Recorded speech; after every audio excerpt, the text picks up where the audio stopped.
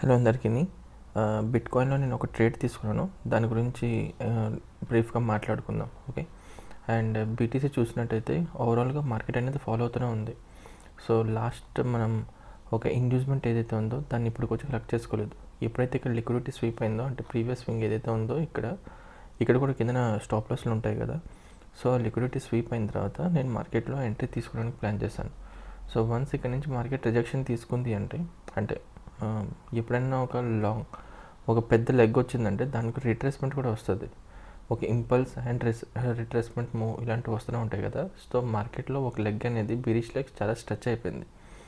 So కొద్దిగా గొప్ప మార్కెట్లో కరెక్షన్ రావాలి. సో కరెక్షన్ కోసం వెయిట్ చేస్తున్నాను. ఓవరాల్గా మార్కెట్లో కరెక్షన్ వచ్చింది. సో నా టార్గెట్ ఆల్మోస్ట్ ఈ లెవెల్ రావడం, ఆల్మోస్ట్ 88,559కి రావడం అనేది నా టార్గెట్ ఓవరాల్గా.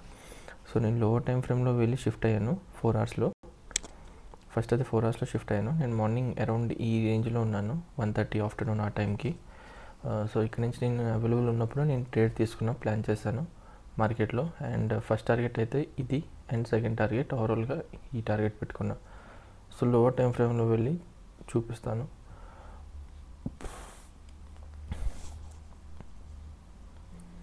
ఇది నేను అవైలబుల్గా ఉన్నప్పుడు తీసుకునే స్క్రీన్ షాట్. ఓకే.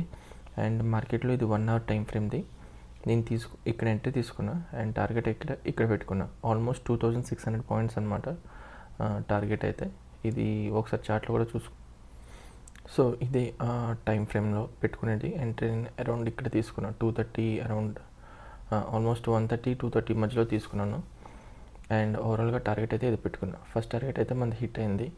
సో ఫైనల్గా ఆ టార్గెట్ ఇది 1:5 ఆల్మోస్ట్. ఓకే.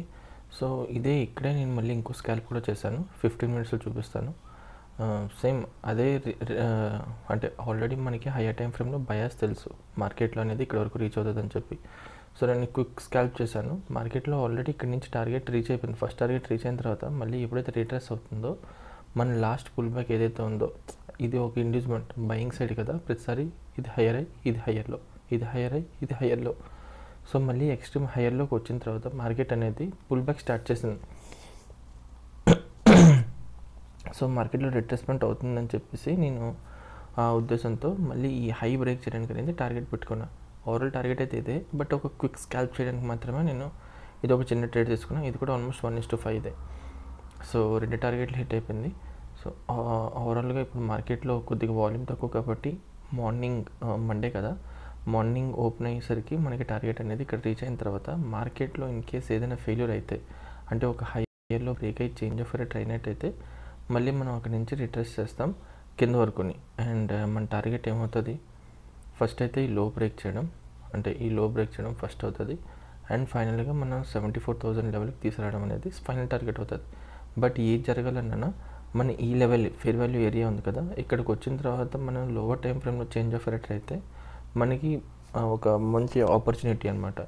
బట్ అప్పటి వరకు మనం బయింగ్ సైడ్ వెళ్ళొచ్చు, ఎందుకంటే ఇప్పుడు మార్కెట్ ఈ ఫేర్ వాల్యూ ఏరియాని కానీ రెస్పెక్ట్ చేయలేదు. అండ్ ఇది ఇండ్యూస్మెంట్ ఏదైతే ఉందో ఈ ఇండ్యూస్మెంట్ కానీ బ్రేక్ చేసిందంటే పుల్ బ్యాక్ బ్రేక్ చేసినట్టు. సో ఓవరాల్గా వీక్లీలో ఇంకొక 2 అవర్స్ తర్వాత వీక్లీ క్యాండిల్ క్రియేట్ అయిపోద్ది. సో మనకి ఇక్కడ ఫేర్ వాల్యూ గ్యాప్ ఉంది కదా, మనం ఆల్మోస్ట్ ఈ రేంజ్ వరకు ఎక్స్పెక్ట్ చేయొచ్చు, 95,000 వరకు. సో ఇది బయింగ్ సైడ్ సినారియో. అండ్ ఇంతకుముందు చెప్పింది bearish side scenario. So wait చేసి చూద్దాం మనం కమింగ్ డేస్లో టార్గెట్ ఎంతవరకు రీచ్ అవుతుంది, ఏం జరుగుతుంది అని చెప్పేసి. ఓకే, అంతే. Thank you.